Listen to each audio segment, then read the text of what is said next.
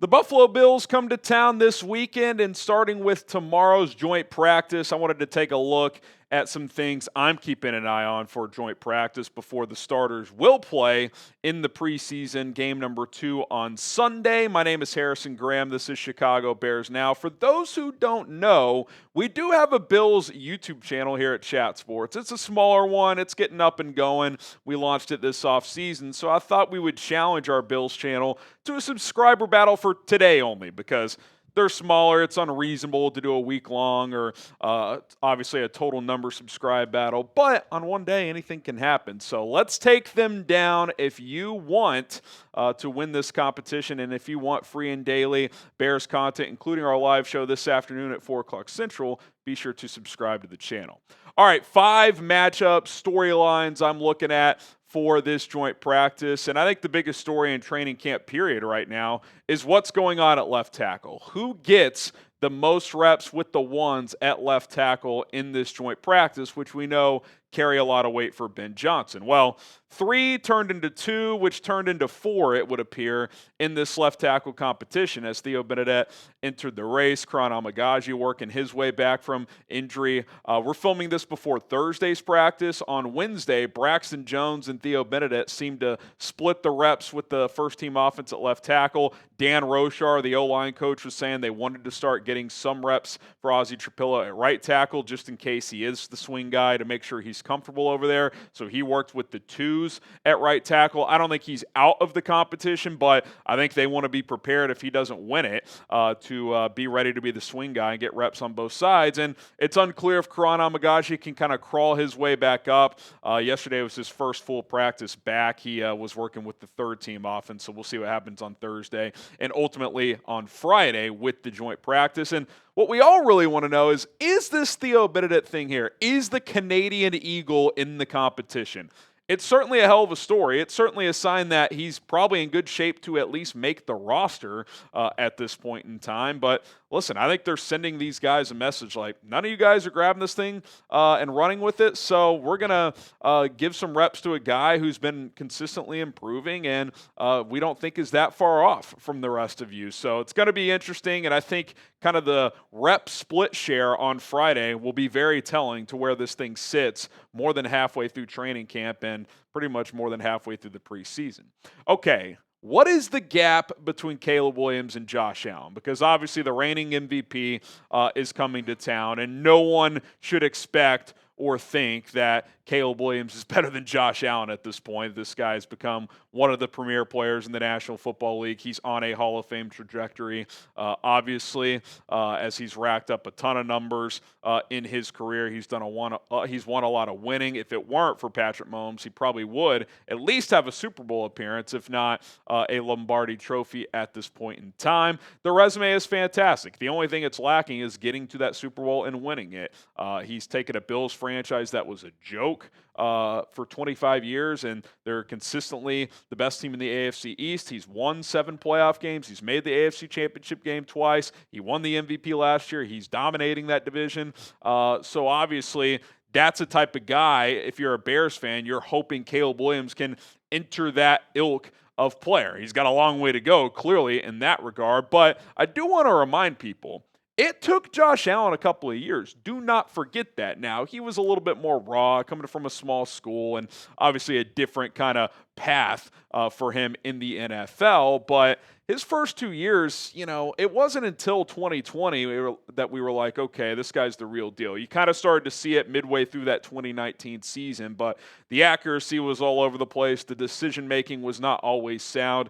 Obviously, he had the big arm. He was a freak athlete, and the untapped potential was there, which is why you see a guy like Anthony Richardson get drafted as high as he did a couple of years ago, because the Colts thought a similar thing could happen. That has not yet been the case. But with Caleb Williams, he had a better rookie year and probably even what Josh's second year was last year. So that doesn't mean he's going to get to Josh Allen's level. Obviously, every path is different. But I do think it is kind of a reminder that everyone's path is different. It's not always linear. It's not always immediate. But I'm excited to see how he stacks up. And where he's at this point in this training camp. And, can he go toe-to-toe for Josh Allen in a practice? I would guess Josh Allen probably has a better practice. He's been in this offense with Joe Brady for a while. He's obviously an established starter. Caleb's not quite there yet, but good opportunity to go up against one of the best in the league and just kind of, let those competitive juices flow a little bit. Show QB1 some love. Get the 18s going down in the comment section below if you want to show Caleb some love. Also, speaking of 18, you want to get his jersey? It's only $100 for a limited time only at chatsports.com/Caleb jersey. Most of these Nike NFL jerseys start at $119.99. This is $99.99. Really good deal. Chatsports.com/Caleb jersey. Check the comments, check the description, click and shop today. Okay, number 3, how do the corners hold up against this Bills offense? Because the Bills don't necessarily have like these high-end receivers, but they have a lot of pretty good ones and a lot of different weaponry. And also, Jalen Johnson and Kyler Gordon are out, 2 of your starters. You're a CB1, and then you're kind of do-it-all nickels. So good opportunity if you're the Tyreek Stevensons, the Nashawn Wrights of the world, Terrell Smith, who came back to practice yesterday, should be good to go for this joint practice. Nick McLeod, who's back as well. Josh Blackwell, Trey Flower, everyone who's trying to compete for a roster spot and in some cases a starting role to be that CB2. I do think Stevenson is the front runner for that at this point in time, but they'll throw a lot of guys at Chicago's defense, different type of receivers as well. Keon Coleman, who's a physical guy, Khalil Shakir, who's probably their best overall player. He'll monitor the slot mostly. Josh Palmer, Elijah Moore, Curtis Samuel. So they have different looks. Obviously, their tight ends as well. They have a couple of good ones in Kincaid and remind me, Colin, Dawson Knox, thank you very much. Their other tight ends. So a lot of weapons. James Cook, who just got paid. So some good skill guys for this secondary to try and match up with in this practice. And specifically the corners with probably your top 2 out. Let's see if someone could step up. Does Nashawn Wright continue to have a good camp? Does Tyreek Stevenson make some plays? Excited to see how that looks. Number 4, can DJ Moore make some plays? I'm not panicking, but we're not hearing his name a lot in practice. In fact, the most we're hearing about DJ is when they line him up in the backfield as kind of a change of pace situation. I would say it's been a relatively quiet camp. On Wednesday, on a nice ball over the middle from Caleb, he dropped a pass that should have gone for about 25 right in the breadbasket. I'm not worried. We know what DJ is as a player, but it would just be nice in one of these competitive settings, a joint practice here, like go catch 5 or 6 balls. Like go be one of the best players on the field because that's obviously what he's capable of.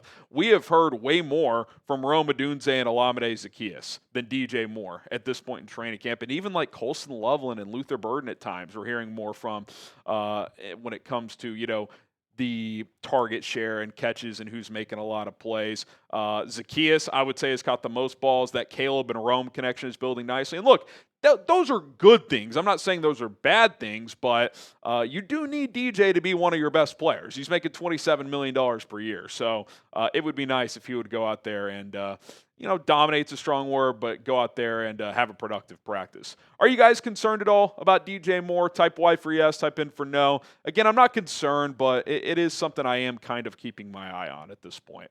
Okay, then lastly, how does the run defense look? Obviously, against the Dolphins, the Bears were mostly dominant in that practice, but the few big plays Miami popped were running the football. Mike McDaniel's pretty creative with his run creativity, but Joe Brady is a good run game offensive mind as well. Obviously with James Cook in the fold now, Ray Davis. We'll see how much they actually run Josh Allen in this practice, but we know he's a threat as well. At times it's been a little spotty. Last year it was an issue, especially once Andrew Billings went down. So keeping an eye on Javon Dexter, Dio Adingbo, who got beat, didn't set the edge in a few of those runs last week. So let's see if they can have a little bit better of a practice in that regard. And obviously TJ Tremaine, Sewell, Ruben Hippolyte, who had a decent preseason opener. Let's see how those guys look in terms of, shooting the gaps and having gap integrity against the run from Buffalo and a good offensive line.